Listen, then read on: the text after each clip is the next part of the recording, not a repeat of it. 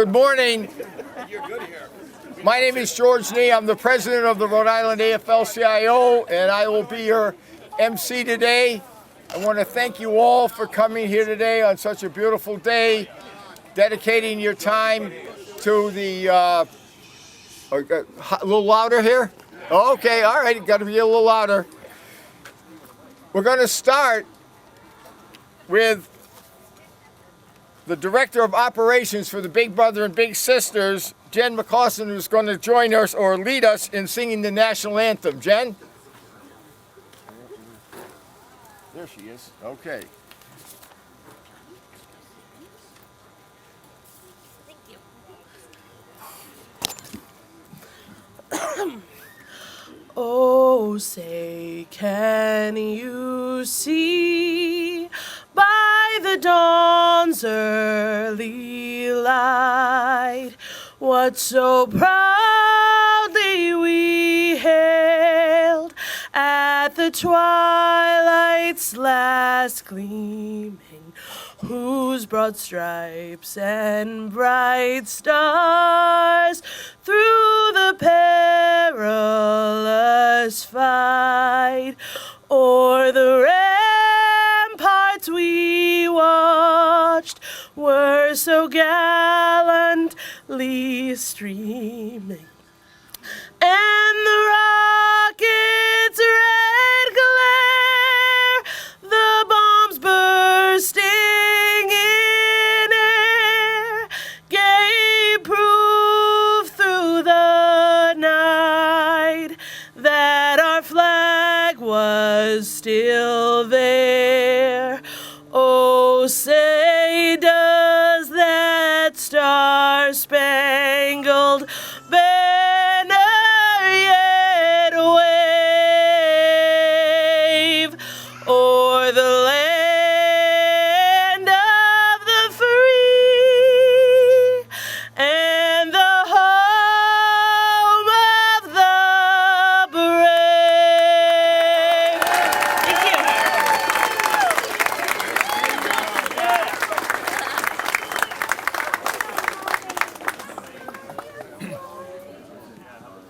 Before I introduce our first speaker, I want to acknowledge a number of people who have joined us here today from the political world.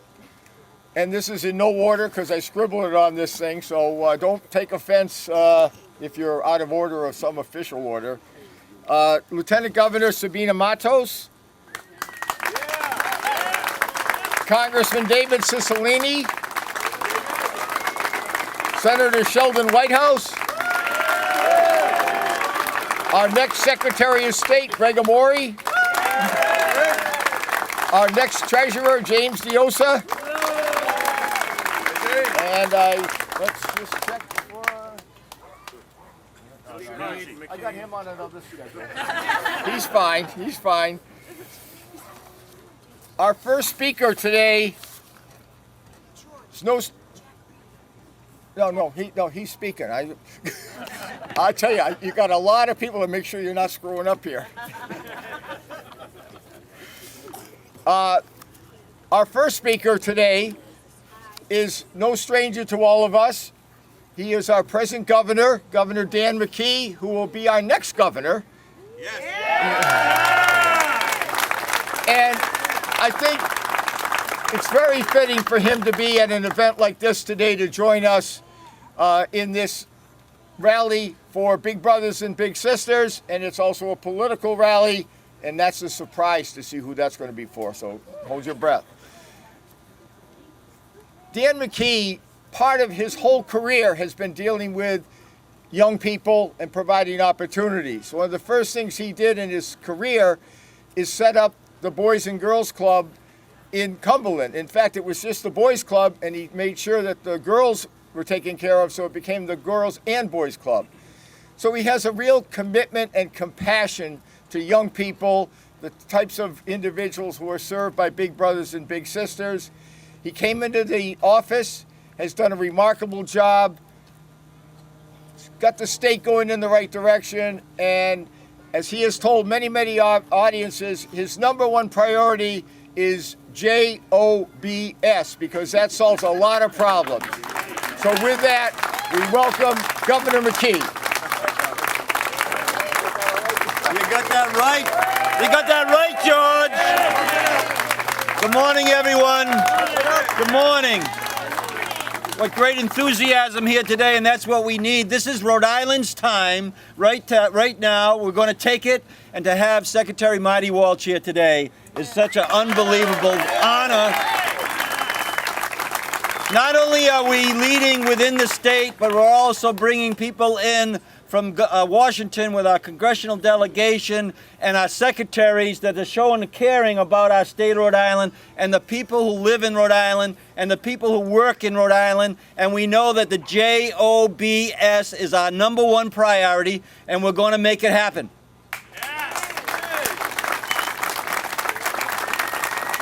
But we need your help to make that happen. I can tell you right now that I'm involved in a campaign that I never thought I would see in the state of Rhode Island. We got a MAGA denier running for governor in the state of Rhode Island. We got somebody who doesn't care about JOBS. In fact, she worked for a governor in Illinois that was advocating right to work in that state. We need to build up the enthusiasm right now in the next couple weeks, because what is at stake? The work that we have done in the state over the last 20 months has shown us we have momentum like we've never seen before, and we need to keep it. And the way we keep it is to create a big margin of victory for each and every one of our general offices on the ballot today.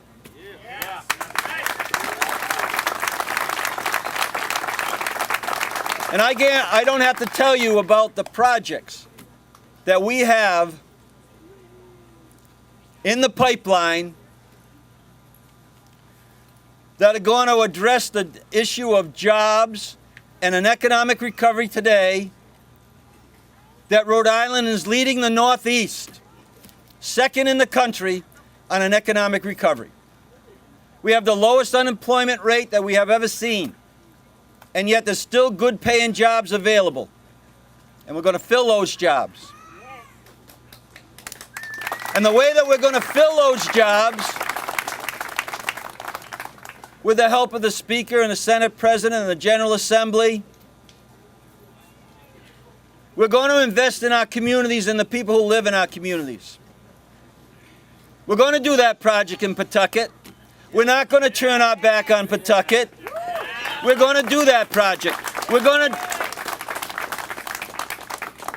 to invest in Narragansett in the fisheries, $40 million, and we're going to put people to work. We're going to invest in East Providence, and we're going to build a seaport for the offshore wind. And that's going to get done. We'll need a little help. We're going to need a little help from our congressional delegation, Senator, but we're going to make that happen. We're going to continue to invest in our communities like Johnston right now, big project, biggest project in the history of Amazon, prevailing wage, first time ever in the country. And then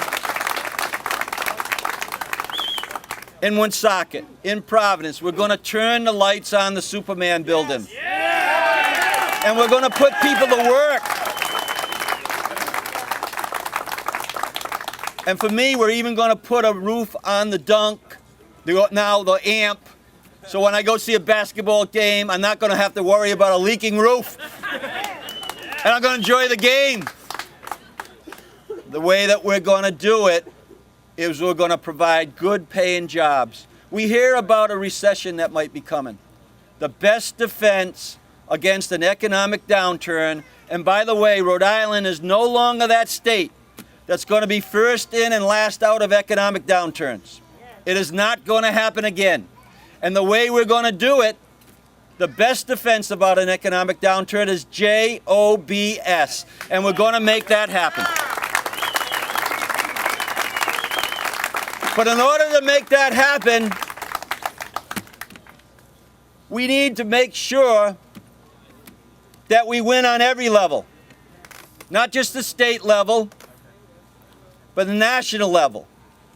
And I can tell you right now, we're so happy to have Secretary Walsh here. We've had more visits and secretaries in the cabinet in the state of Rhode Island in the last 20 months than I have seen in my lifetime.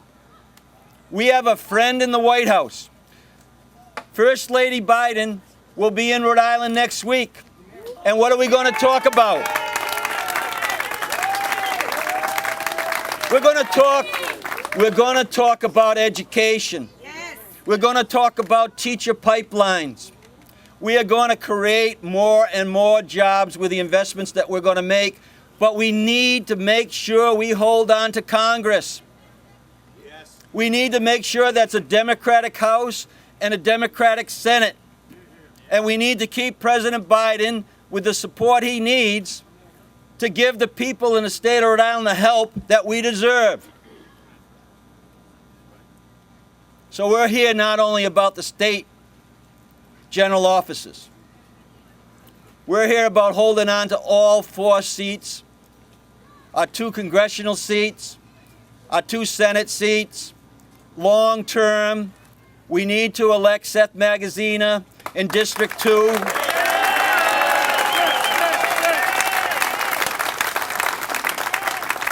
For us to hold on to the momentum in the state of Rhode Island, we need our General Assembly on board. We need the governor's office on board.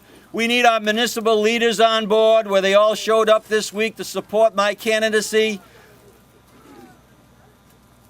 against an unknown candidate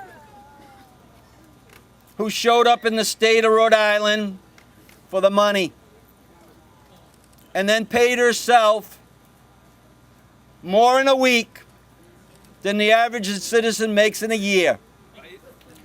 And when that money ran out because she mismanaged a contract on COVID,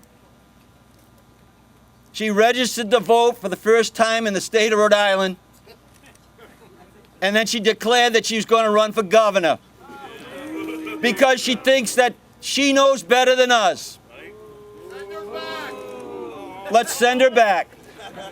She has not even unpacked her bags yet.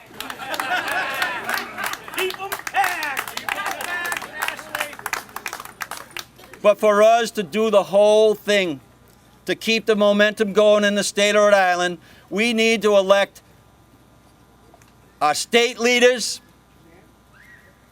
and our congressional delegation. And our congressional delegation, my last few words here is thank you so much, Senator White House. Thank you, Senator Reid. Thank you, Congressman Langevin. Thank you, Congressman Cicilline. All the things that are happening in the state of Rhode Island, they've had a hand in that. And their leadership before the pandemic and during the pandemic has been extraordinary. And we want to keep that going. We're not going to keep that going by sending a Republican from District 2 to Washington. We're going to keep that going by making sure we have a clean sweep. And let's make sure we make it happen for each and every one of us. In particular right now, the one that is most important is to get behind Seth Magaziner and get him elected in Congress District 2, send him to Washington. Let's keep this momentum going. Thank you so much for being here this morning. Thank you for listening.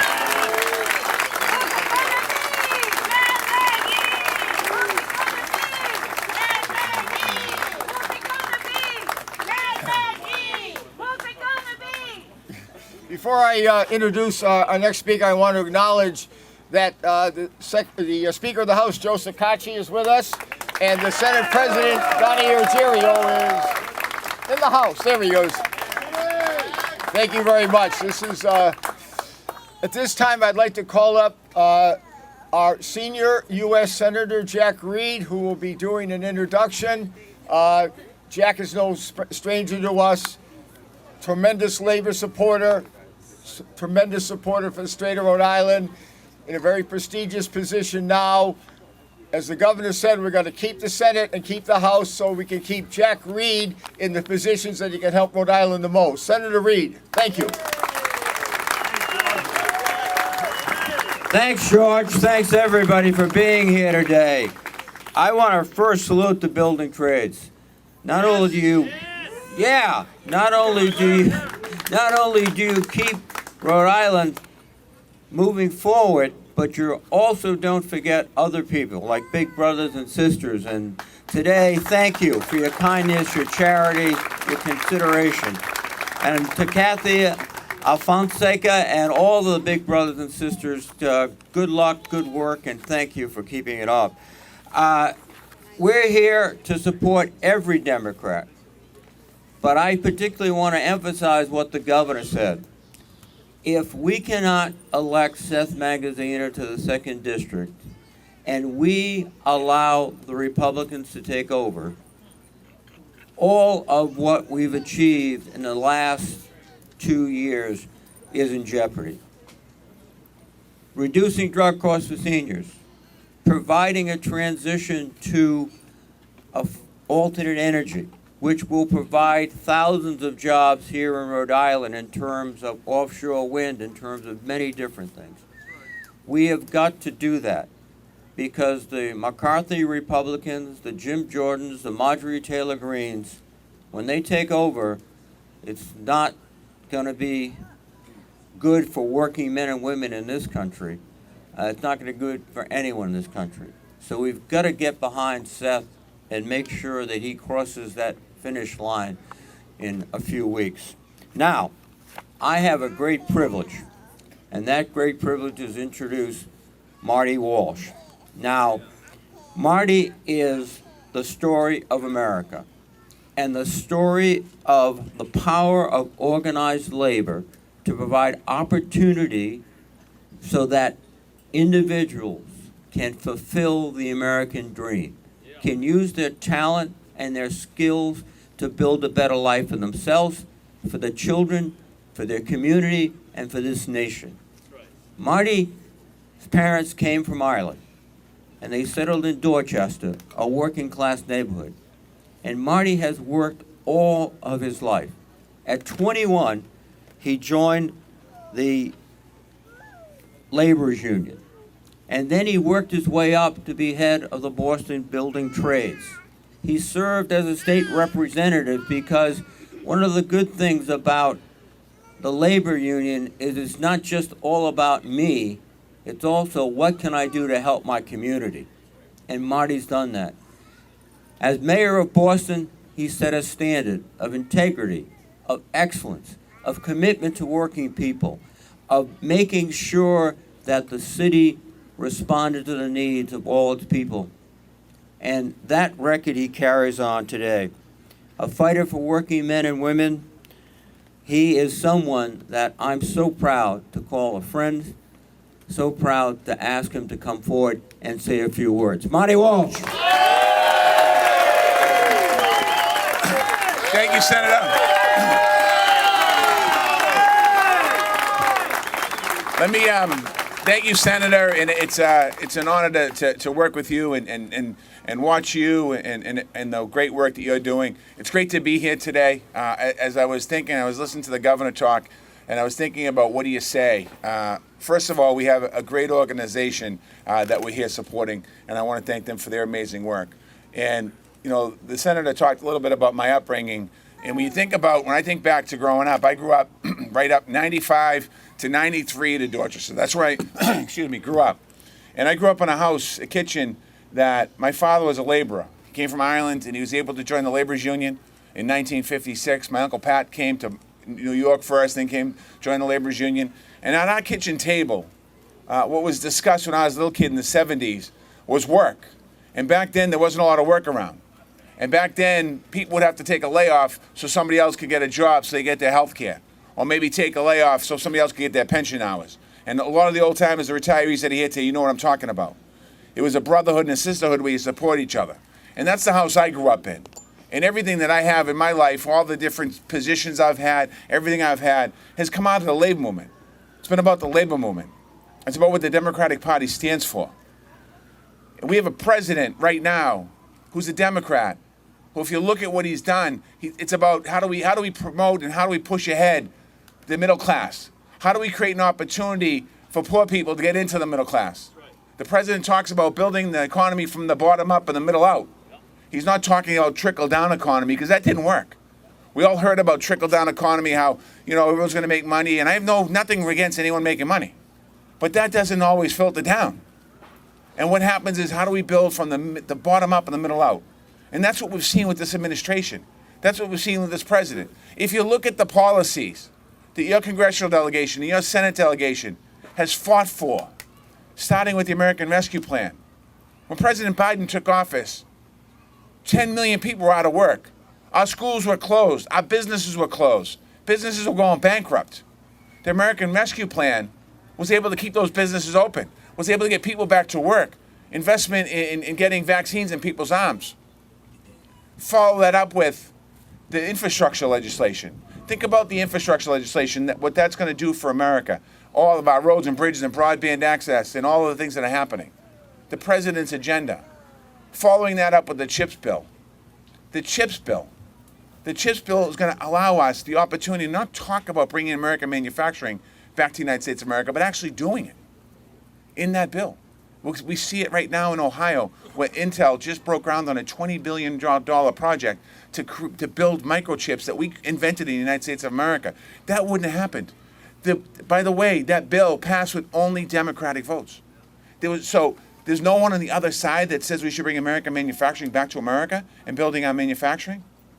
The IRA, the Inflation Reduction Act, a bill that's going to bring down costs on our seniors. It's going to cap prescription drug costs for our seniors. How long have we been talking about that? We've been talking about it forever.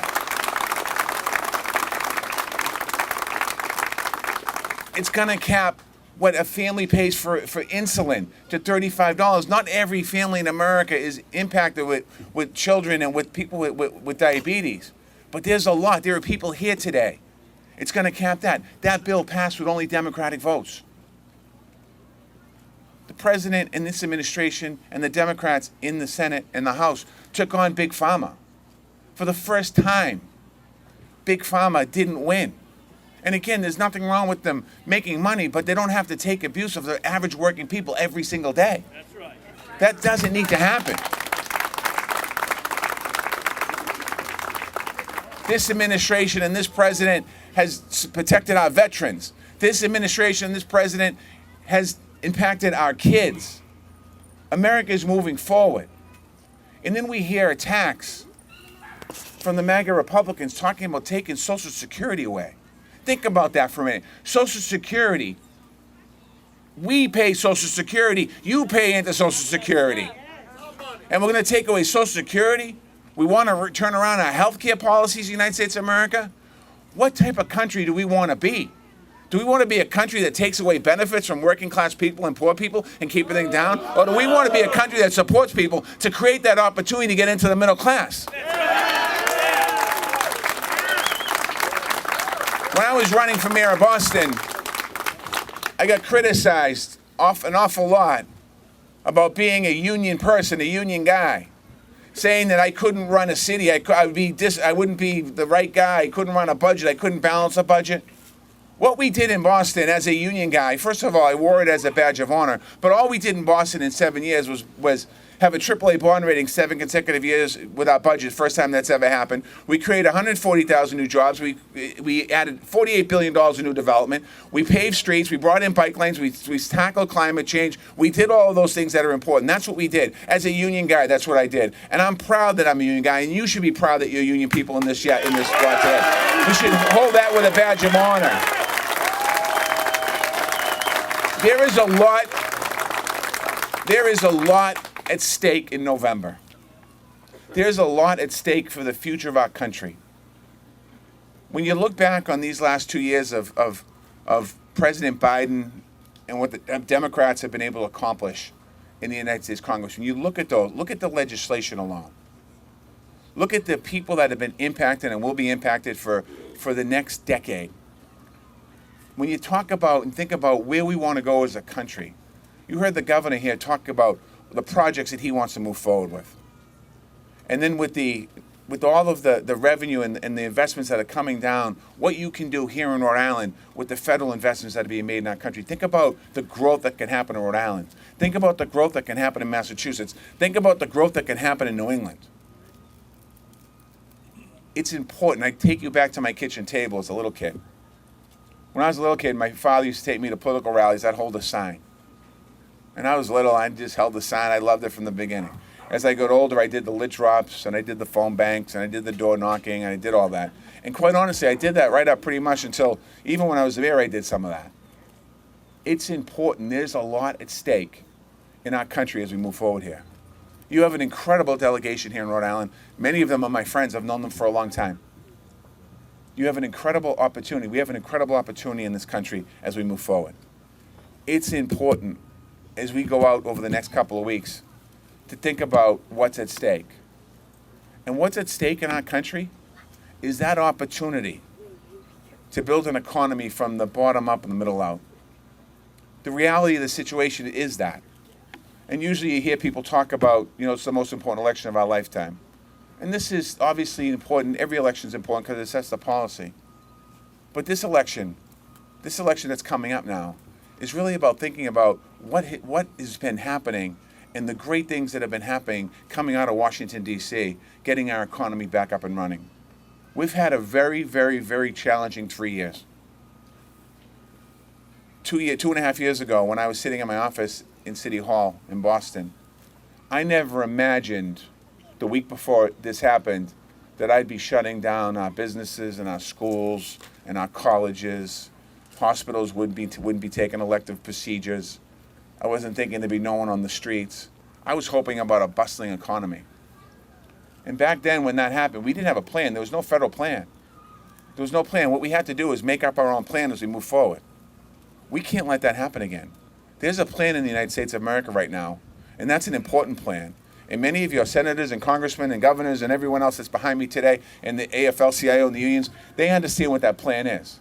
That plan is about creating a pathway, an opportunity for a family to get into the middle class, whether that family is a fifth-generation Rhode Island family, or whether that family is somebody who just came off a plane and walked into a neighborhood and is raising their family, like my parents did, that came to this country as immigrants. And this country gave my immigrant family an opportunity to become part of the middle class. And that opportunity presented my family with an opportunity to be standing here with you today. So ladies and gentlemen, there's 2 weeks left. There's 2 weeks left. And all I ask you to do is think back what's happened in the last 2 years. And ask, are we in a better place today than we were 2 years before that? Or are we in a worse place? That's the answer.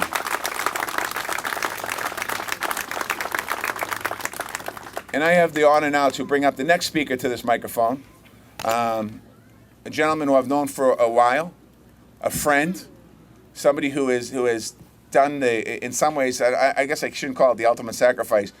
Putting your name on the ballot, regardless of who you are, is challenging.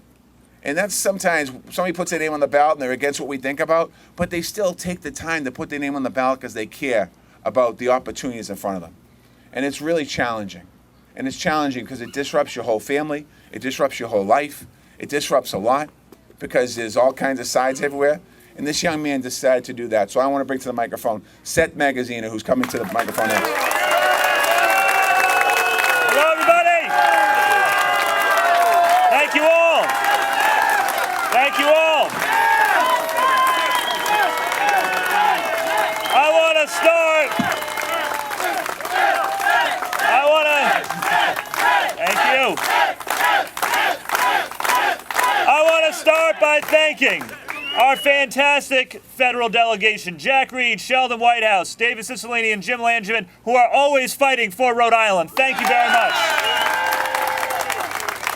To our governor who gets it and who understands that the path to opportunity for Rhode Islanders is more jobs. We have to re-elect Governor McKee and Democrats up and down the ticket.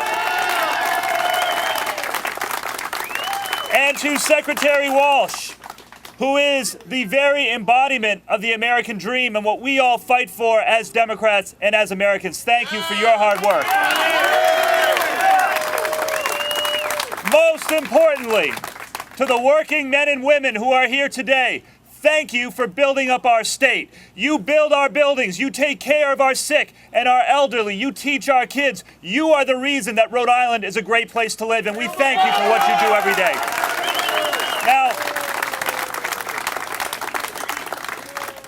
Now, my family story starts with my grandparents. They were all the children of immigrants. My grandfather Bob was the son of Irish immigrants in Worcester, Massachusetts. My grandfather Louis was the son of Jewish immigrants in New York City. They didn't have a lot of education. When they came back home from the war, they got jobs that were not glamorous jobs. Bob in Worcester was a union steelworker at a company that made airplane parts. Louis in New York was a bookkeeper for a company that canned tomatoes. But here's the point. With those jobs, they were able to buy houses. They were able to put all their kids through school. They were able to earn a ticket to the middle class. And that's the way it's supposed to work. Over the last generation, though, it's gotten harder. What I hear from Rhode Islanders is people are working harder and harder, but they're not keeping up with their bills. People are getting gouged by the gas companies, by the prescription drug companies, by the health insurance companies. How's a working person supposed to get ahead today? The answer is we need leaders in Washington who are prepared to fight for working people, not for the corporate special interests. The big oil companies are making billions of dollars of profits while they overcharge working people. The drug companies are making billions of dollars of profits while they overcharge working people. The health insurance companies, billions of dollars while they overcharge people for health care. How do they get away with it? It's because they know that there are a lot of politicians that they have in their pockets. They give them campaign money. My opponent is one of them. Millions of dollars from the oil companies and the drug companies are going into Alan Fung's campaign. Why? Because they know that he's going to stand up for them, not for you. I am going to Congress to stand up for working people in Rhode Island, to stand up to the oil companies and the drug companies that are overcharging people. I don't want their money. I don't need their money. I work for you. And we are going to stand up to protect programs like Social Security and Medicare. The Republicans, they just don't ever seem to learn. They've been trying to cut those programs free. Every time they try, it blows up in their faces, but they just can't help themselves. Last week, the top Republican on the Budget Committee said that if the Republicans take control of Congress, cutting Social Security and Medicare is his top priority, and he's even willing to shut down the government in order to get what he wants. That's the party that my opponent thinks should be in charge, the ones that want to cut Social Security and Medicare. Listen, I will fight anyone from any party who wants to cut Social Security and Medicare. You paid into it, you earned it, you are entitled to it.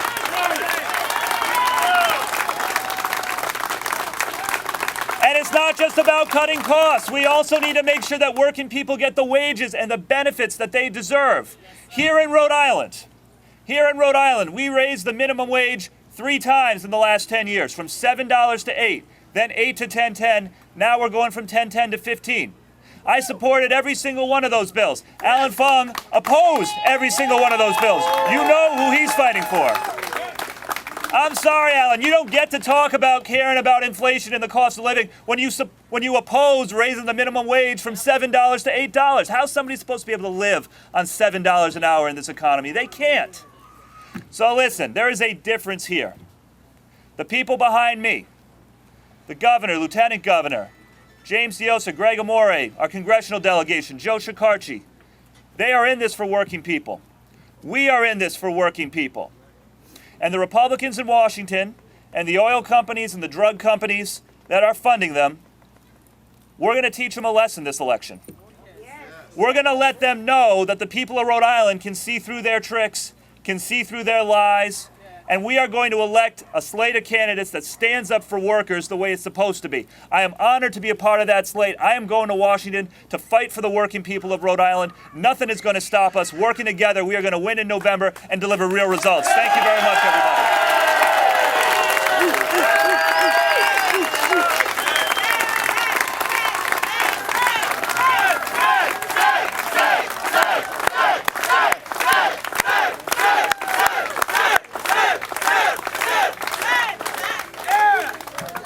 I'm going to go off script here for a minute. I want to do a scientific poll.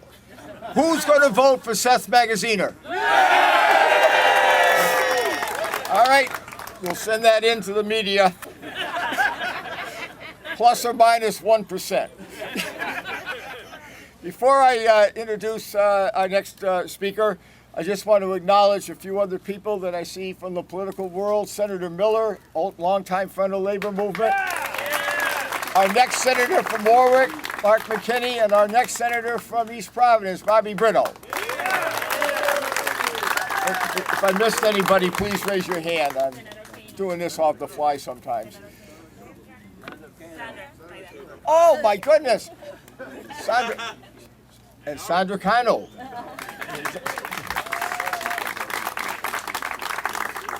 At this time, I'd like to bring up Brett Smiley, the mayor-elect of Providence, who I feel very confident is going to do a tremendous job in our city. He has the financial understanding to do things, but more than that, he's a person of compassion and cares about the youth of our city, as evidenced by him being here and supporting these programs in the past. So with that, our mayor-elect, Brett Smiley.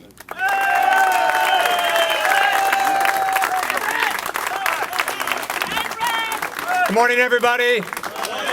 Welcome to South Providence. Here at Roger Williams Park, the most vibrant neighborhood of the city of Providence in the heart of Rhode Island. We're so happy to have you here in Providence. Thank you to the Rhode Island Building Trades, particularly my friends in the Laborers Union, who, as Secretary Walsh pointed out, doesn't just care about their members, but cares about everybody in Rhode Island, which is why we're supporting Big Brothers and Big Sisters here today. It's so important what they do. You know, what Big Brothers and Big Sisters does is fills in the gaps for our children to provide mentorship and other opportunities to make sure that these young people succeed with families that have a lot going on, a lot of economic challenges, a lot of other challenges, and they're there for them because it takes more than just a family to raise a child successfully. It takes a whole team of people. And what we're doing here today with the rest of us is showing that this is the team that cares about the Rhode Island family. This is the team that's going to make sure that we continue to deliver for Rhode Island families. We just heard from our next congressman from the 2nd Congressional District, Seth Magaziner. And one of the things that I'm so excited to do next year is to get to work rebuilding every school building in Providence. And how is that going to be possible?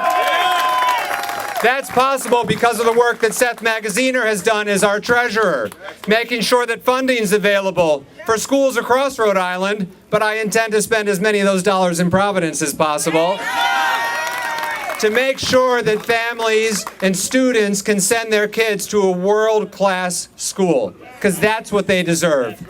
That's what the kids who Big Brothers Big Sisters serves deserve. But it takes a team.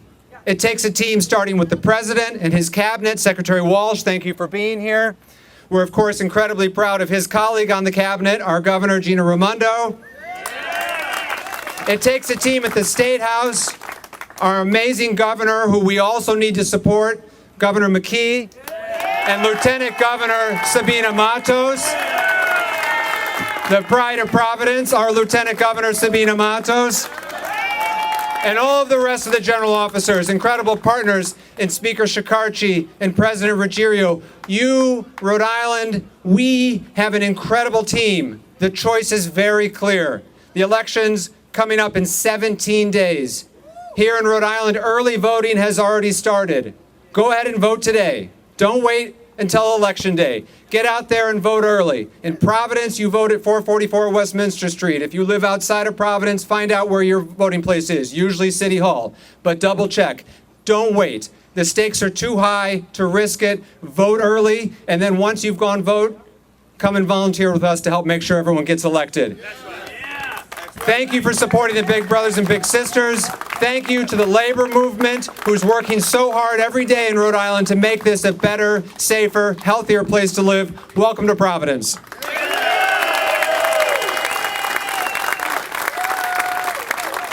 Thank you, Brett. At this time, I'm going to bring up a stranger. His name is Mike Sabatoni. Anybody know him? The only thing that's happened since last year is this walk is bigger than it was last year because Mike, once he takes on a project, as you know, everybody gets involved, and that's what's happened here today. It's under his leadership that the building trades in the last many years have taken on a lot of community projects, but this is the one that they have really focused on, and it shows in the effort that we have here today. In the last year, Mike is also now the Vice President of LIUNA, Labor's International Union of North America, and I think that's a recognition of the talent that he has brought to Rhode Island. So among his many titles, and he has many, and we're not going to do them all because we'll be here too long, but at this time, let's bring up my brother, our leader, Mike Sabatoni.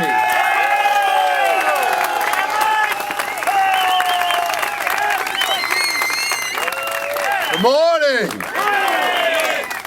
Well, thank you, George, for emceeing this morning. We got to work on that LIUNA. LIUNA. But I'm going to be very brief because I know we got some walking to do. We've got some canvassing to do. For those of you that want to get out and canvass around the area, see my right-hand man, Scott Duhamel from the building trades. You know, we just heard the mayor of Providence say, we can't get there alone. We are a team. So this team behind me right here, starting with the governor, our Secretary of Labor, our Lieutenant Governor, every picture you see on that truck is our home team that supports working men and women in the state of Rhode Island, that allows us to give back to causes such as Big Brothers. The labor movement is the community. We're the backbone of the community, and I just want to thank you all for being here and what you do day in and day out to make this a better place to live. So give it up for yourselves.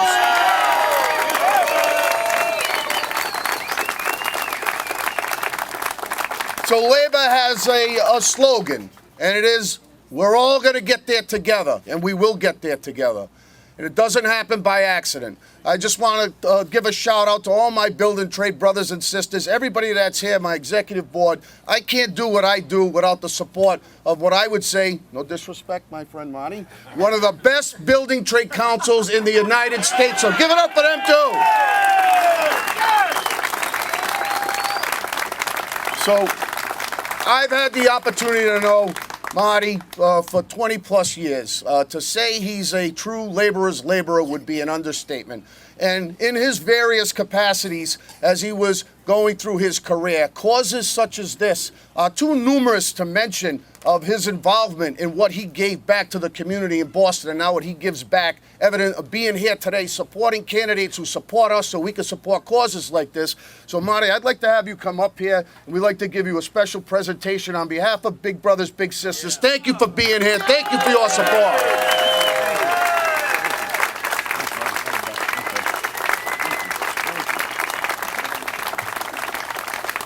Now, in addition to that team, we have someone who's been with us for the last 5 years.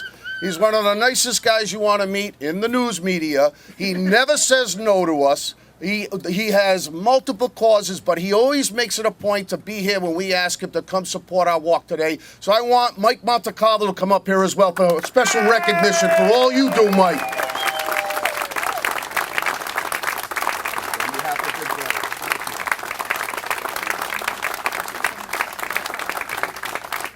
So with that, the carousel will be open at 12. The Kona ice truck is there. The first 400 cups are on the building trades. After that, you're on your own.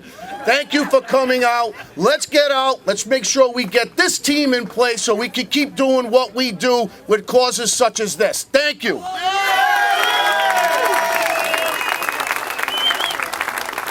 right, we're a couple of minutes from the walk. But I'd like to introduce and bring up Tina Santos, who is the Director of Marketing for Big Brothers and Big Sisters of Rhode Island. Tina? Where is Tina? There she is. All right. The show is yours. Good morning. My name is Tina Santos, and I'm the Director of Marketing at Big Brothers Big Sisters of Rhode Island. Thank you again to the Rhode Island Building and Construction Trades Council and the AFL-CIO and all the dignitaries, board members, and staff here today. For more than 50 years, we've been creating and supporting one-to-one mentoring relationships that ignite the power and promise of youth. The goal, inspiring, igniting, and empowering the young people that we serve. The impact continues to be great.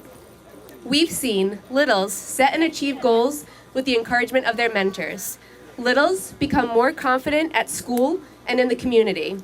Bigs invite their littles to their wedding because it was so meaningful to have them there. Bigs and littles try new things together like skiing, boating, art classes, and even zip lining. Also, 100% of bigs and parents have shared with us that participation in our program has had a positive impact on them and their child. Mentoring is a lot of fun. Our bigs will tell you that, but it's also critical. Right now, young people are experiencing a mental health crisis, continued social effects from the pandemic, socioeconomic struggles, and so much more.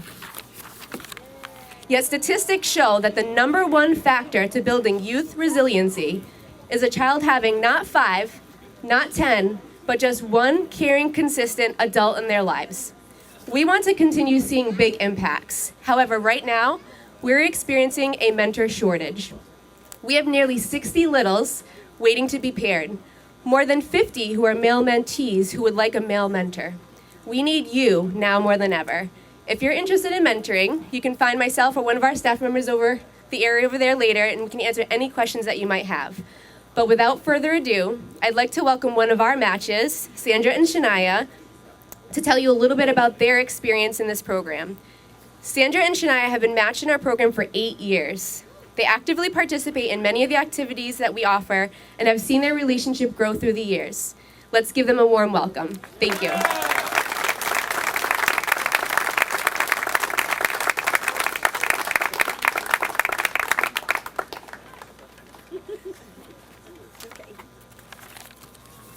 Good morning.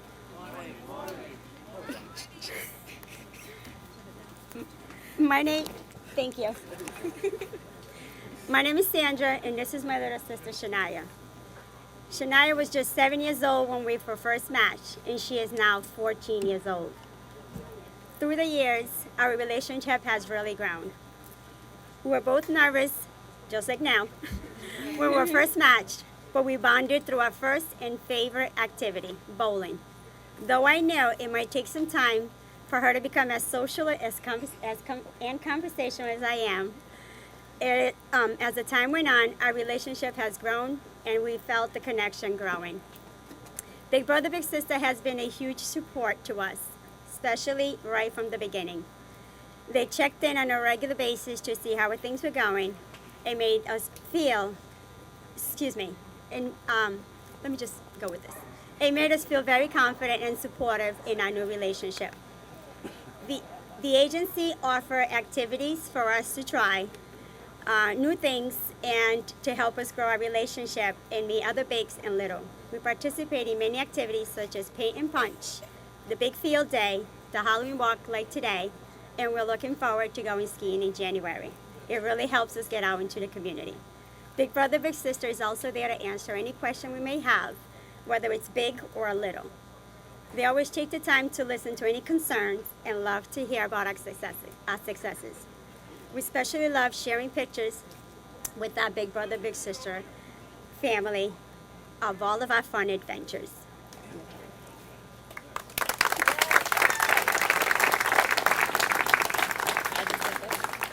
Sorry.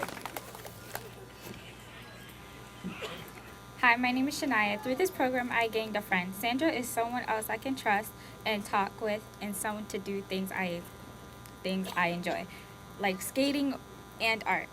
Sandra is also really funny. We look forward to spending time together and are grateful to have each other. We've been together so long that we're like family. She even calls me Sissy.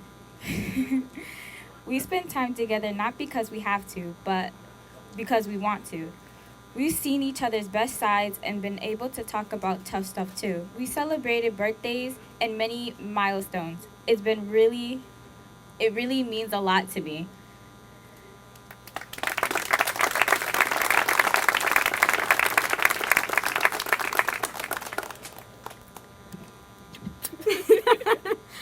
So So with that said, when someone asks me why I became a mentor, I say, why not? If I had the time, why not spend it with a child who could really gain from me spending 3 hours a month with them? It helps a child become more confident in themselves, in academic, and in the community. So the answer for me was easy. I had to do it. Why not one more adult a child can count on? If you're considering mentoring, I support you. Thank you. Thank you.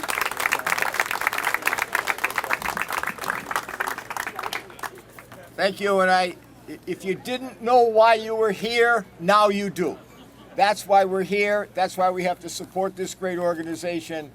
And again, those are very heartfelt words. Thank you very much for sharing that with us. At this time, I also like to recognize Representative Alzati and Representative Morales who are here.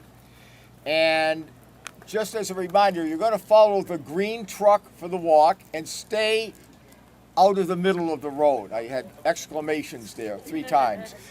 Stay in the bike pass or the walking pass, and everyone gets home safe. Now, you're going to get a chance to vote again. Would anybody who's got pets that are dressed up, come on up to the front. This is the pet contest. All right. All right. Okay. All right. Any other, There's more pets here. any other pets? Come on up. We got to get this moving. All right. I got 2 people to help me on this voting. Katie and Meredith are here, right? Yep, 80 was on the costume. Okay. I've seen the pets. We're on it. All right. Going once, going twice, going 3 times. That's the winner. All right, now, are there any kids that would like to come up that are dressed up in costumes? Okay. Oh boy, this is going to be a little tougher. All right, now. All right, let's see. All right. The way this is supposed to work is any other kids? Oh, yeah. All right. Patient and calm. But some, This is crowd participation, so let's see if I can. All right. Vote, clap for each kid. Okay. Now, Thank you. put your hand over that child over there. All right. All right, never mind. I got a plan for this. I'm going to do what I do in my house. Everybody's a winner.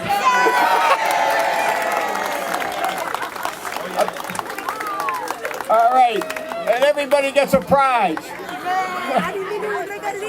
And,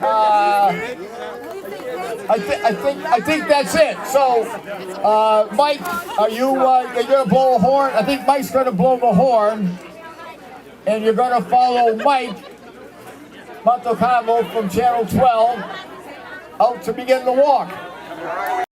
Thank you for joining us for this edition of Labor Vision. We appreciate your input and encourage your comments.